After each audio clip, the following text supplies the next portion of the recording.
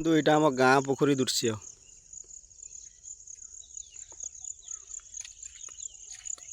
ଏଇଟା ତ ପାହାଚ ଦେଖୁଥିବେ। ଏ ପାହାଚ ଯେତେବେଳେ ଗଢ଼ା ହେଇଥିଲା ପୁରା ରେକର୍ଡ ସୃଷ୍ଟି ହେଇଥିଲା। ମାନେ ପାହାଚଟା କେମିତି ଗଢ଼ା ହୁଏ?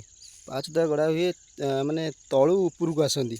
କିନ୍ତୁ ଏ ପାହାଚ ସିଷ୍ଟମ୍ ଗଢ଼ା ହେଇଥିଲା ଦେଖନ୍ତୁ, ଉପରୁ ଏମିତି ଏମିତି ତଳକୁ ଆସିଥିଲା। ମାନେ ସେ କେମିତି ଗଢ଼ା ହେଇଥିବ ଭଗବାନ ଜାଣନ୍ତି। ସେଇଥିପାଇଁ ଦେଖନ୍ତୁ ଏଇ ଅବସ୍ଥା। ଦେଖନ୍ତୁ ଯେହେତୁ ତଳୁ ଯଦି ଗଢ଼ା ହେଇଥାନ୍ତା ଏମିତି ହେଇନଥାନ୍ତା। ତ ଇଏ ଏମିତି ସିଷ୍ଟମରେ ଗଢ଼ା ହେଇଥିଲା ଆଉ। ଇଏ ଟିକେ ଯାହା ଟିକେ ଉପରେ ଆସି ଚଳିବ। ତାପରେ ପୋଖରୀ ଅବସ୍ଥା ଟିକେ ଦେଖନ୍ତୁ। ମାନେ ଯେତେବେଳେ ଆଗରୁ ମାଛ ଛଡ଼ା ହେଉଥିଲା କେତେ ସୁନ୍ଦର ପୋଖରୀ ଥିଲା। ମୋ ଭାଇ ନେଇଥିଲା, ବଡ଼ ଭାଇ। ଏବେ ଦେଖ କେଉଁ ଅବସ୍ଥା। ଏ ପାଣି ଖରାପ ହେଇ ଆସିଲା। ପାଣିର ଅବସ୍ଥା ଦେଖନ୍ତୁ। ଭାଇ ମୁଁ ରିକ୍ୱେଷ୍ଟ କରୁଛି, ଯଦି କିଏ ଏଠି ଝାଡ଼ା ଆସୁଛନ୍ତି ତ ଏଠିକି ଜମା ଆସନ୍ତୁ ନାହିଁ, ନହେଲେ ଗାଣ୍ଡିରେ ନେଇକି ଯିବେ। ଦେଖୁଥିବେ ପୁରା ବଣ ଫଣ ହେଇକି ଚାରିଆଡ଼େ ହେଇଗଲା। ମୁଁ ବହୁତ ଦିନ ପରେ ଆସିଲି। ମୁଁ ତଥାପି ବର୍ଷେ ପରେ ଆସୁଛି। ଏଠି ଫିଷ୍ଟ ହୁଏ। ଏଠି ଆଉ କ'ଣ ଦେଖିଏ, ଦେଖନ୍ତୁ ଏଇଟା ସବୁ ବିଲ ଚାରିଆଡ଼େ।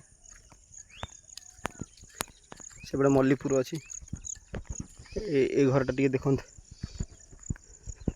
ଏ ଘରର ଅବସ୍ଥା ଦେଖନ୍ତୁ। ଗାଧୁଆ ଘର ୟୁଜ୍ ନ କଲେ ଏମିତି ହେବ। ଏଇଟା ଟିକେ ସଫା ଅଛି, ଏଥିରେ ବୋଧେ କିଏ ବସନ୍ତି। ଦେଖନ୍ତୁ ଏଇଟା ପୁରା ଗହିର, ଏଇଟା ପୁରା ମଲ୍ଲିପୁର ଆଡ଼କୁ। ଏପଟେ ମୁଗୁନିଆ ଗୁରା। ଏଠି ଖଜୁରୀ ଗଛରେ କୋଳି ହେଇଛି।